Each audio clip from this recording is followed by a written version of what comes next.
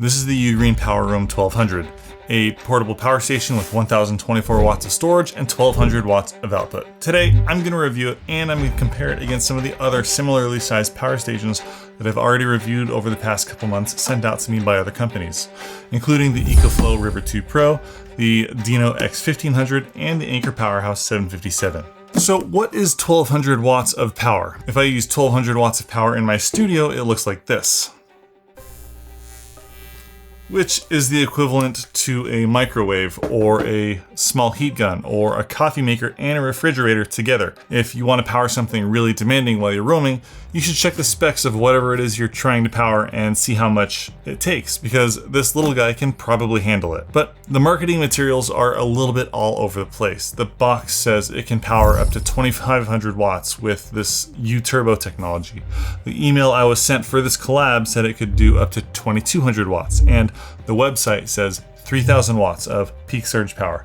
What I can tell you is this thing is a 1200 watt power station. If I try to go above 1300 watts, this thing shuts off almost instantly, even with the U-Turbo setting turned on. That said, it's a great 1200 watt power station. Before we cover the solar charging, now would be a good time to subscribe to my channel if you're interested in this kind of stuff. Anyways, comparing the Ugreen PowerRoam 1200 to the Dino X1500, which is much less expensive, Dino can power things comfortably up to 1500 watts all day long. And the little EcoFlow River 2 Pro can only power things up to 800 watts, but it claims 1600 with their turbo setting. I don't really have much luck with the turbo or power boost settings on any of these things, and so I'm always a little bit skeptical of those claims. What makes the Ugreen power station more expensive than both the Dino and the EcoFlow though? Well, the Ugreen PowerRoam 1200 can charge with up to 400 watts of solar input.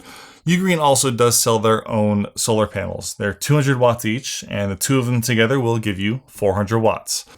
These panels are pretty easy to set up. They've got 4 kickstands, so this does make pointing the panel towards the sun a lot easier. Additionally, it has this nice little leveling guide, which obviously it's quite cloudy right now, so it's not really useful.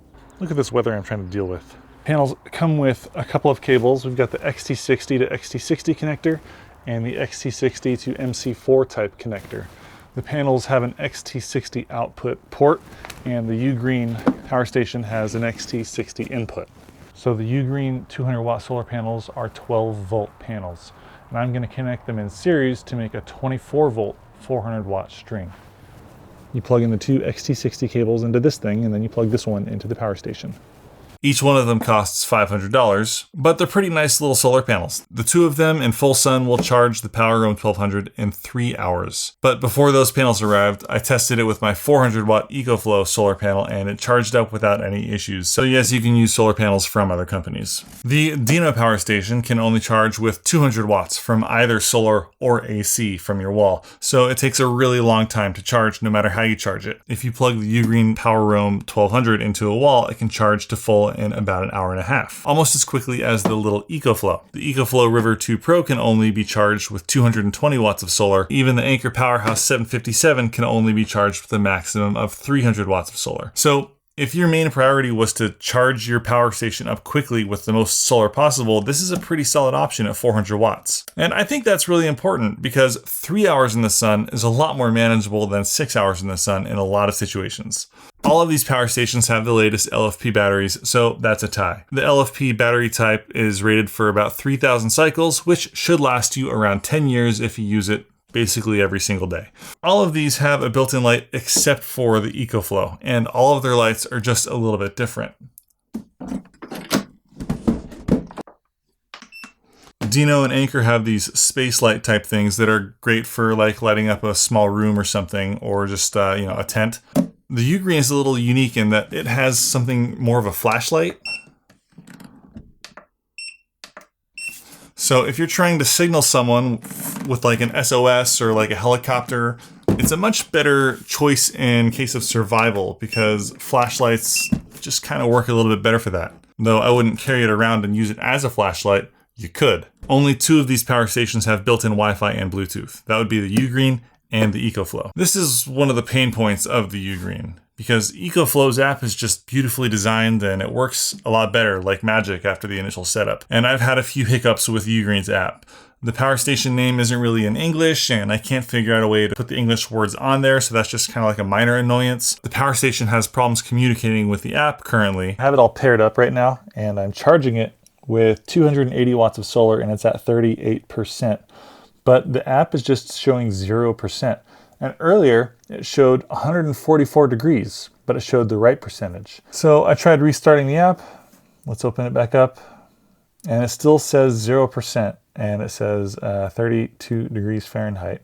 It doesn't show any of the input, although I can still control the flashlight, and I can control the AC outlets, DC outlets.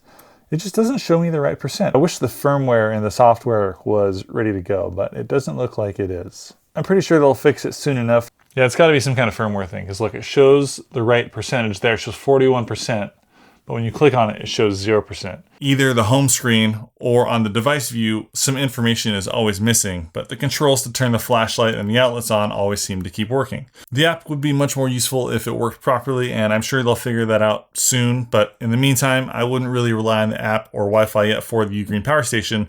It's more of just a novelty until they fix it. Ugreen, like all the others, does have a 5-year warranty, and it's rated to work also as a UPS or uninterruptible power supply. So your sensitive electronics won't shut off or be damaged in the event you have it plugged into the wall charging and then the power suddenly turns off. The most comparable power station in the class of the Ugreen Power Roam 1200 would probably be the EcoFlow Delta 2.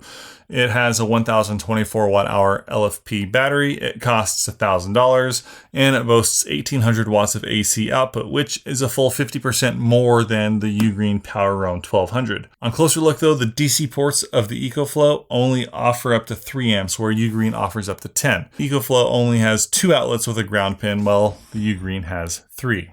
Anker only has a car socket, not the DC 5521 ports. The unique DC power options on the Ugreen alone might be one of the reasons to go with Ugreen. This is the only one that comes with a combo of 2 DC 5521 ports plus a car socket and can deliver 10 amps of DC power to all of them. And it's $1,000. So if that was really important to you, this one would be the obvious choice. EcoFlow does have the same ports, but the DC 5521 ports are limited to 5 amps. On the this is for survival note, if I had to pick just one of these power stations, I would probably go with Ugreen, as long as I also had 400 watts of solar panels with me. And for creativity's sake, if you just put a little post-it note, you can then use the flashlight like a space light.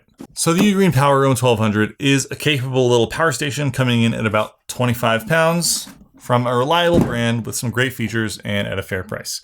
I'm excited for all the competition in the market today. It seems like there's a power station for whatever features are most important to you available if you just look for it. If you want to pick any of these up, there's links to all of them in the description of this video. There's some coupons for the Ugreen that'll save you $200 on the power station or $50 on the solar panels each. So look out for those. And that's it. Thanks for watching. Peace.